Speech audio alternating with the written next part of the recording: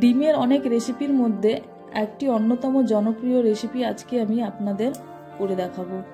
আজকে রান্না করে দেখাবো ডিমের কোরমা। এই ডিমের কোরমাটি কিভাবে রান্না করলে খেতে হবে অসাধারণ এবং তার জন্য কি কি মশলা এখানে ব্যবহার করব তা সবই দেখতে পাবেন এই ভিডিওতে।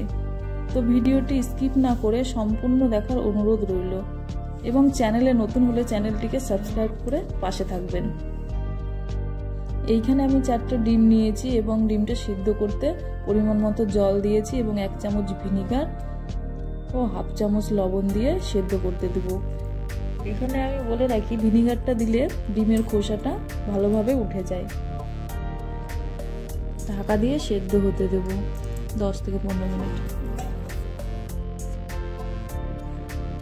এইবারে আমি 1 চামচ পোস্ত, 1 চামচ চারমগজ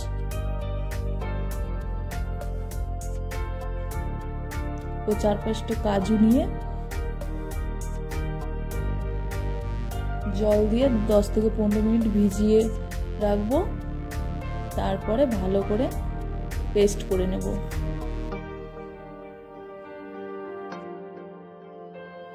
ডিমগুলোকে আমি ভালো করে ছিলে নিয়েছি। এবারে চাকু দিয়ে এভাবে করে কেটে নিচ্ছি যাতে এর মধ্যে লবণ হলুদ মশলা ভালোভাবে ঢুকে যায় এবং তেলে দেওয়ার সময় ফোটে না।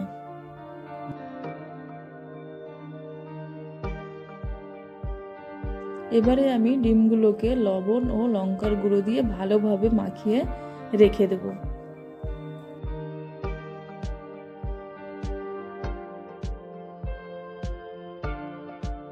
এবারে সবার প্রথমে আমি কড়াইতে সাদা তেল ও 1 চামচ ঘি দিয়ে দেব। তেলটা গরম হলে একটা কুচিয়ে রাখা পেঁয়াজ দিয়ে বেরেস্তা ভেজে নেব। বেরেস্তা মিডিয়াম আঁচে ভাজলে বেরেস্তা ভালো হয়। পেঁয়াজটাকে গোল্ডেন ব্রাউন করে ভেজে তুলে নেব এবং ঠান্ডা হতে দেব।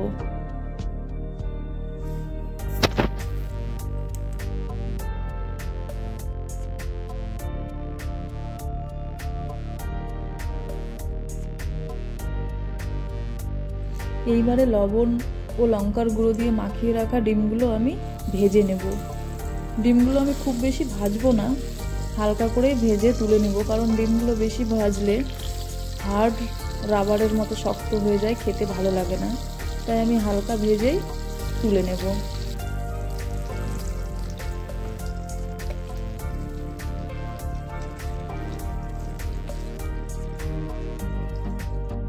এবারে ওই তেলের মধ্যে আমি লবঙ্গ, তেজপাতা, দারচিনি ও গোলমরিচ দিয়ে ফোড়ন দিয়ে নেব।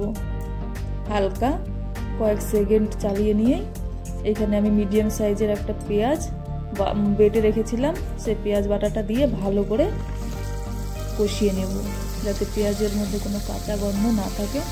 ততক্ষণ থেকে ধরেই আমি এইখানে পেঁয়াজ বাটাটা কষিয়ে নেব।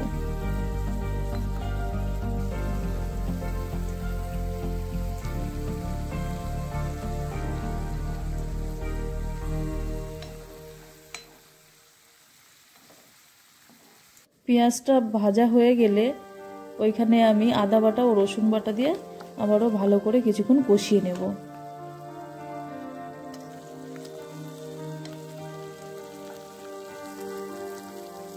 এবারে আমি কিছু গুঁড়ো মশলা দেবো। এখানে আমি 1 চামচ লঙ্কা গুঁড়ো, 1 চামচ জিরে গুঁড়ো, 1 চামচ ধনে গুঁড়ো দিয়ে ভালোভাবে কষিয়ে নেব, কারণ কোরমাতে হলুদ একেবারে ব্যবহার করা হবে না।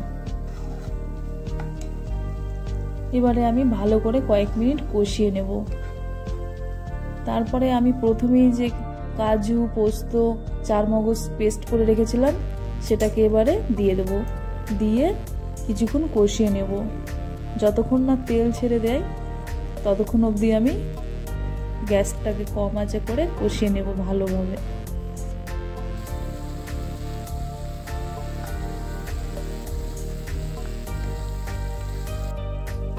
এবারে আমি গ্যাসটা একেবারে কমিয়ে নিয়ে লোতে করে 2 চামচ টক দই দিয়ে দেব।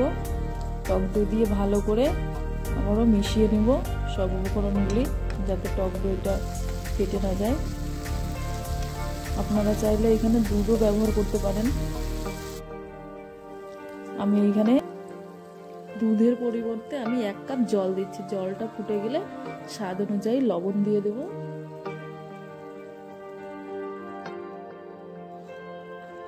ভালো করে ফুটিয়ে নেব। 4টে চেরা কাঁচা লঙ্কা দিয়ে দেব। ভেজে রাখা ডিমগুলো এবারে দিয়ে ঝোলটা ফুটিয়ে নেব, একটু কমিয়ে নেব।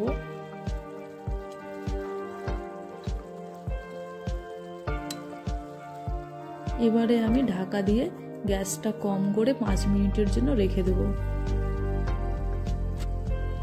তারপরে আবারও ভালো করে চালিয়ে নেব। জলটা আমার অনেকটা কমে গেছে। এবারে আমি ভেজে রাখা বেরেস্তাটা দিয়ে দেব।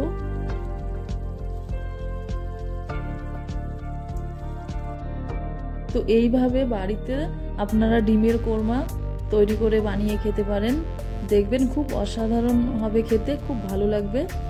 আর যদি এই ভিডিওটি ভালো লাগে তাহলে অবশ্যই লাইক করবে, কমেন্ট করে জানাবে এবং আমার চ্যানেলে যারা নতুন তারা অবশ্যই চ্যানেলটিকে সাবস্ক্রাইব করে পাশে থাকবে।